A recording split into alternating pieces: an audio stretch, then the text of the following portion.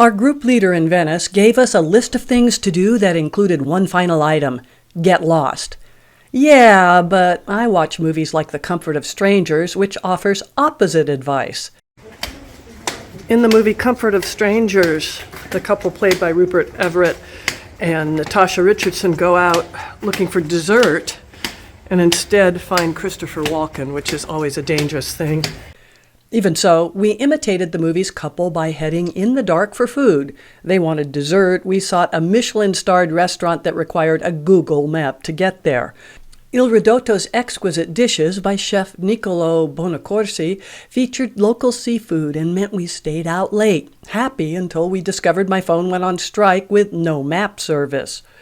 Wrong turns delayed us, and spotting a manager closing his restaurant, we asked for directions. Seeing the confusion in our eyes as he described the twists and turns to our nearby hotel, he sent a server to guide us back. Near midnight, but... we're getting there, Fred. Ouch. Our hotel. I hope they let us in. So it turns out The Comfort of Strangers enhanced our Venice trip. Otherwise, we might still be walking the city. Despite its profusion of waterways, Venice proves a delight to walkers. Small passageways and bridges radiate images that identify the city as classic Venice. The visual splendor suits storytelling, and our paths often took us to places we've seen on screen.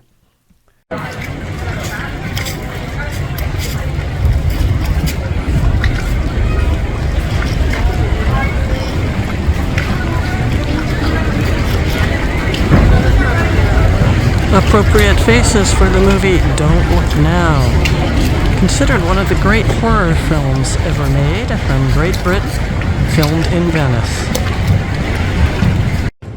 The Ponte Scalzi was not a major location in Don't Look Now. That's a church on the other side of the island. This bridge connects the railroad station with the region of Cane Reggio.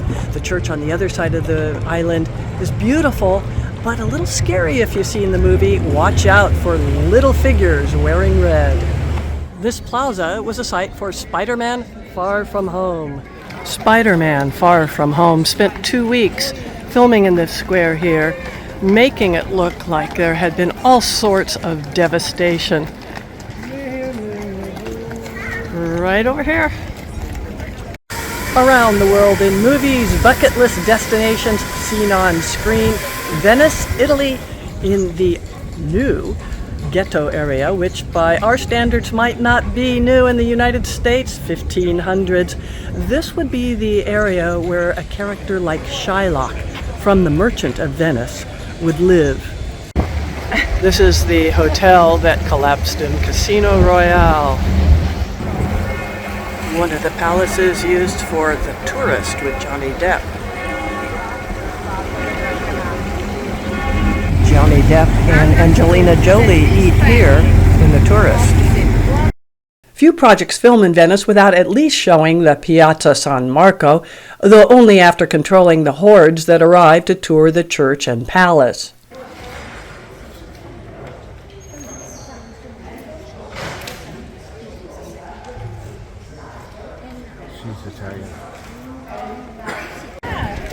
Movie magic Roger Moore drives a gondola here. There weren't so many tourists then, in Moonraker. Summertime in Venice, a tourism madhouse. This feels like a Venetian thing to do. Sit at the same cafe that was in the movie Summertime. It is currently summertime. That's my Soave. And I'm not sure, well, Sinatra was Italian, so we get my way.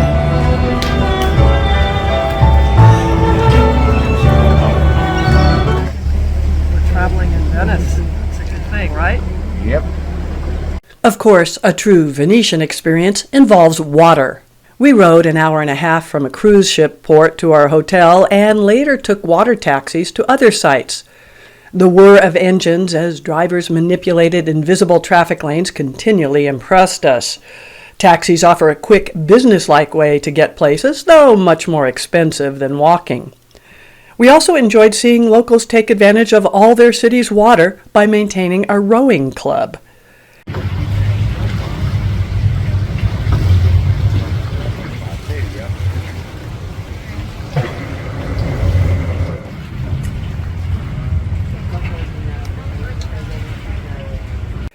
Hitting the waterways for fun means the total tourism behavior of hiring a gondola, a much bigger operation than the days when the main characters of A Little Romance seek their first kiss under the Bridge of Sighs. Venice and a gondola ride, just like in A Little Romance. Well, maybe not just like. It's a few years later. Armed with cash and new friends Sandy and Chris, we dropped in at the Santa Sofia stop and quickly boarded a craft, joking with our gondolier about singing. For that, go to Vegas, he quipped back. Actually, we did that years ago and definitely prefer the real thing in Venice. This way? You are 4, and you are at the moment 3 on the right and 2 and 1 on the left. Okay, see, I can move. Got it. Under a bridge. Balance is everything. Oh, look at him climbing down. That's great. So don't push, please, because if you push it, I go to crash the other side. Oh, no, we don't want to do that. No, we don't want to go over. Michele is our gondolier. He's been doing it for 30 years? 35 years. He knows what he's doing. It does.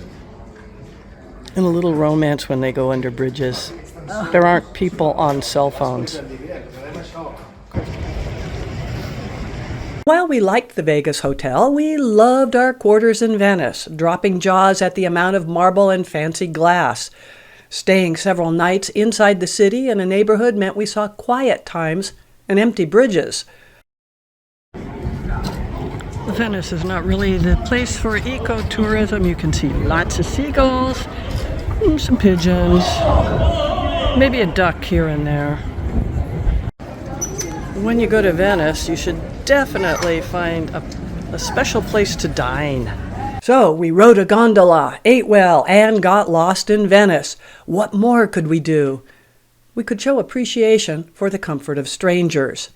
We returned to the restaurant to thank Giovanni and Uni for going out of their way to help people they'd never met before.